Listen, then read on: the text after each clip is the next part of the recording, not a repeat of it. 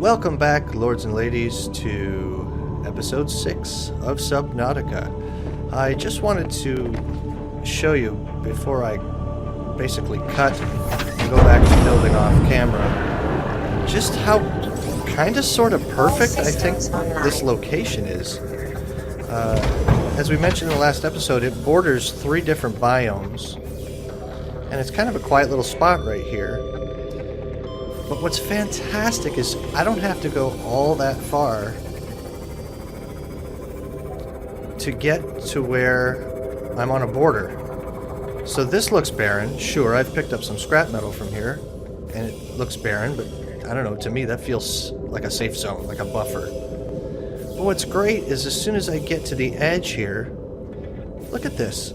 I've got mineral deposits like crazy. I mean, there's only a couple of here, but watch this. Jump down this cliff, and there's a whole bunch more. Or a couple of more. Go further yet, there's even more. So it looks like I've got and I'm guessing these are copper and gold and silver. But there are all kinds of resources for me to gather from this area. And that's just taking a little jaunt in the sea moth away from where I'm based. Now if I go back to our home base, and by the way, I originally thought because the beacon for the escape pod is so visible from everywhere, I thought originally that because, you know, I mean, you can see that beacon pretty clearly, and the model of the ship is so omnipresent, I didn't think I was that far, but as it turns out, you can see the escape pod way out there, and if I take a drive over there, I'm not going to do it right now, but it's actually fairly far away, which makes sense because over this way, to the north of my base, just down here as you go deeper, is the mushroom forest. And you'll recall before how long it took to get there. So now I've got the mushroom forest over here with lithium and, I don't know, whatever else I'm going to be able to end up getting out of there. And then over here to the east, I've got creepvine forests. So there's like a wealth of opportunity for me to get all kinds of resources. So I'm really happy with this placement. Like super happy with this placement. Stasis rifle fragment. Oh, I already have one. I don't need that. I'm just going to leave it here. Another fragment up here. But, yeah. I'm pretty pleased with where we decided to set up shop. But for now, I'm going to get back to building. Alright, so we've built up this base a little bit, or a whole lot really. We've made several stories. Why? Because I wanted this top floor to be up high. A couple of reinforcements. We're going to reinforce it a whole lot more. And this top level is going to be kind of an observatory. So I'm going to have windows all the way around it on every possible surface I can put a window, so I'm going to need a lot more quartz so that eventually from up here we have kind of sort of a 360-degree view of everything surrounding us. I do want to reinforce all the lower floors quite a bit because the hull strength of this structure right now is, I don't even know what it is, to be honest with you. Let's just, I don't know how to check other than going away from the base and back, so we'll try, oh there we go, just kind of, so it's 5, that's relatively low.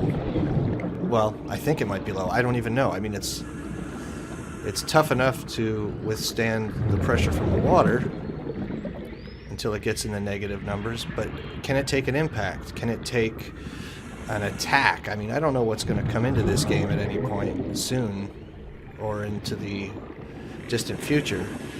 So I really don't know how strong it will have to be to withstand something, but I'll tell you what, if down the road something large is implemented in the game that could potentially attack this base, I want it to be able to withstand such a thing.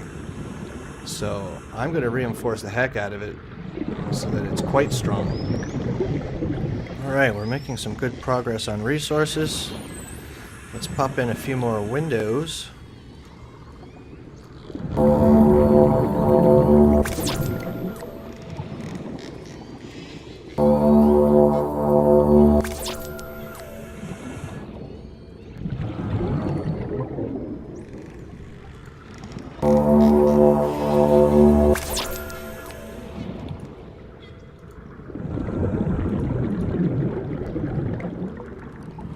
Okay, I don't have enough glass to keep doing that, so let's continue reinforcing the structure.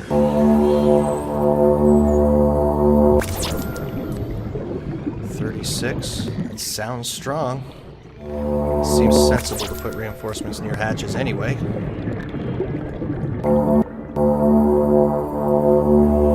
I have to get some oxygen. Some more reinforcement up this column. Oh yeah, a couple more.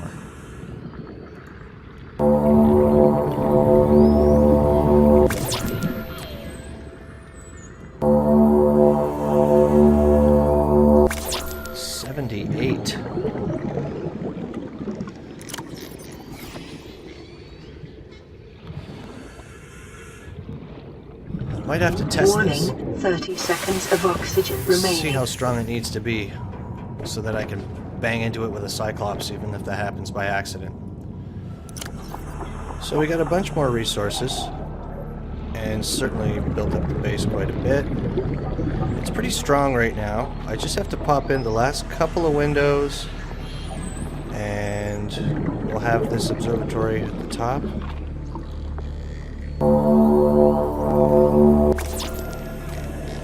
Windows all around,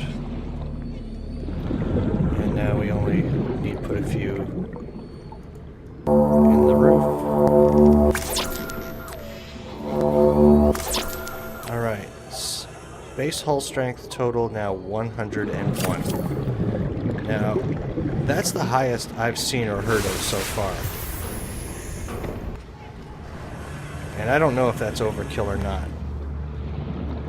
But man, when I'm looking at the Subnautica wiki and seeing things like lava lizards and shock eels, and then the one screenshot that shows the Reaper Leviathan at about 1.5 times the length of the Cyclops, I think I'd rather err on the side of caution, because we don't know what biomes these animals are going to spawn in when they finally get put into the game. And I'd like to be able to survive an attack, if that even happens. I don't know. Obviously, they're not going to spawn them in the safe shallows, but if they chase you from wherever you were at, then that could be a problem. Is this going to be safe? I don't know.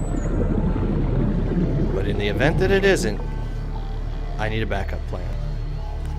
A submarine bomb shelter, if you will.